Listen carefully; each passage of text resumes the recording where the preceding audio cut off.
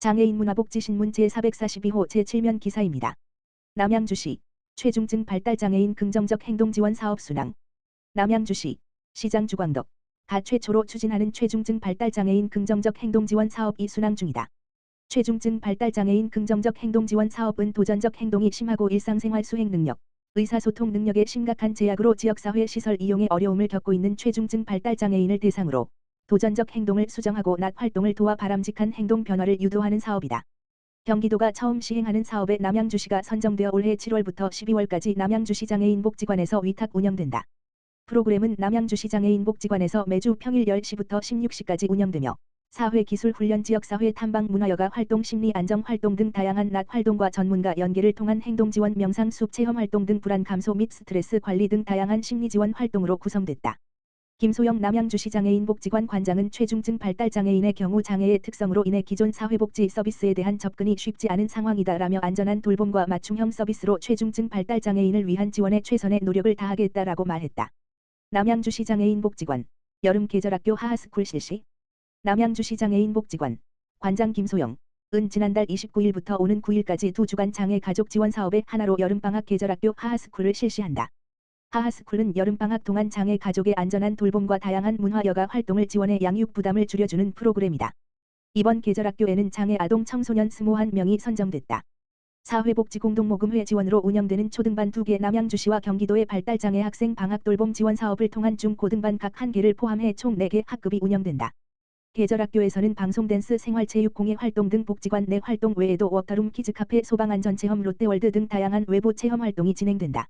계절학교 참여 아동의 한 학부모는 여름방학에 아이와 어떻게 시간을 보내야 할지 걱정이 많았다라며 이번 프로그램 덕분에 아이들이 티 소믈리에, 바리스타 등 다양한 직업 체험을 할 수 있었다라고 소감을 전했다.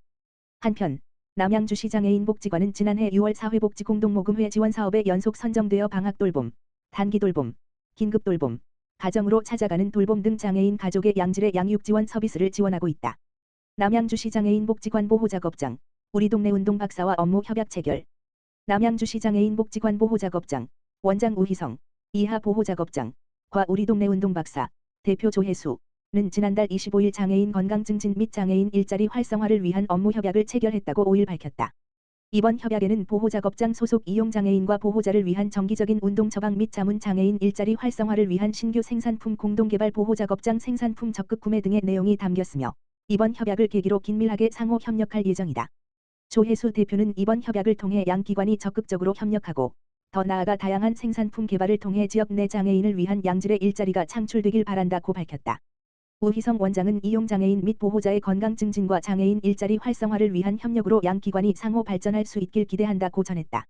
한편 호평동에 위치한 우리 동네 운동박사는 스포츠의학운동센터로 기능 향상 및 재활운동을 전문적으로 실시하며 2022년부터 연 1회 이상 보호작업장 이용장애인 및 보호자에게 체형 측정 및 운동 처방이 재능 기부를 실천하고 있다.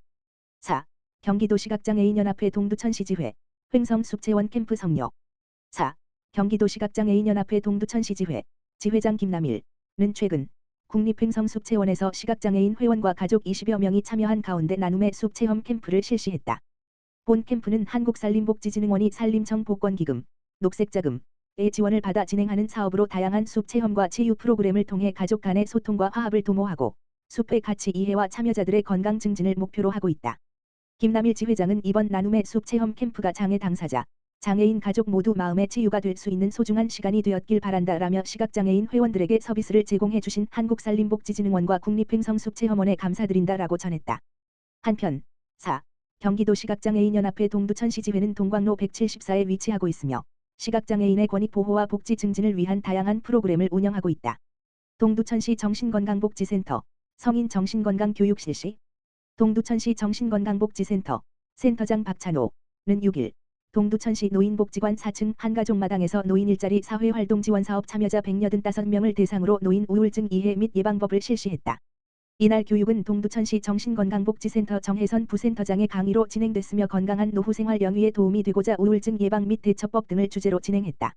센터 관계자는 이번 교육을 통해 지역 어르신들이 자신의 정신건강을 돌아보고 필요한 지원을 받을 수 있는 기회가 되길 바란다라면서 앞으로도 센터는 지역사회의 정신건강 증진을 위해 다양한 프로그램을 제공할 계획이다라고 말했다.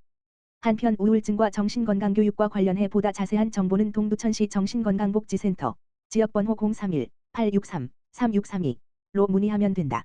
라이온스필드 남양주시 취약계층을 위한 가정간편식 기부. 라이온스필드 대표 김진애는 5일 취약계층의 건강한 여름나기 지원을 위한 가정간편식 401흑6팩을 남양주시 복지재단 대표이사 원병일에 기부했다. 이날 전달된 식품은 뼈해장국, 한우도가니탕, 한우해장국 3가지 종류로 관내 장애인 생활시설 6곳과 재가노인 지원 서비스 센터를 통해 돌봄이 필요한 이들에게 제공될 예정이다. 김진애 대표는 지역사회 나눔 실천에 동참하게 되어 기쁘게 생각하며 폭염으로 인해 어려움을 겪는 취약계층의 건강한 여름나기에 도움이 되길 바라는 마음으로 기부했다며 앞으로도 다양한 사회공헌 활동에 앞장서 지역사회에 도움이 되도록 노력하겠다라고 소감을 전했다. 원병일 대표이사는 취약계층의 건강한 식생활을 위해 마음을 써주신 김진애 대표님께 감사의 말씀을 드린다라며 무더운 여름을 모두가 건강하게 보낼 수 있도록 재단에서도 최선을 다하겠다라고 전했다.